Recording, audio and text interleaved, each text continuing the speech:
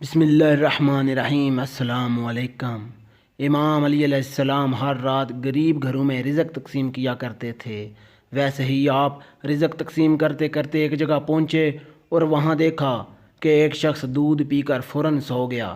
بس جب مولا علی نے یہ دیکھا تو آپ نے فرمایا، اے بندہ خدا، یاد رکھنا کہ میں نے رسول اللہ صلی اللہ علیہ وسلم سے سنا ہے کہ دودھ انسان کے جسم میں موجود زہر کو ختم کرتا ہے، ہڈیوں کو مضبوط کرتا ہے، آنکھوں کو روشن کرتا ہے اور جسم کی خشکی کو ابھرنے نہیں دیتا، اور بیماریوں کے لیے دوا بن کر ان کو جڑ سے مٹا دیتا ہے۔ لیکن یاد رکھنا، یہ تب ہوتا ہے جب دودھ کو صحیح وقت پر پیا جائے، وگرنہ یہ دودھ جسم کے لیے بیماریوں کی وجہ بنتا ہے۔ تو وہ پوچھنے لگا کہ دودھ کس وقت پیا جائے؟ تو امام علی علیہ السلام نے فرمایا، اگر تم دودھ کی شفا سے شفا یاب ہونا چاہتے ہو تو مغرب کی نماز کے بعد دودھ پی لیا کرو، تاکہ دودھ کا اصل فائدہ تمہارے جسم اور آنکھوں کو ہو سکے۔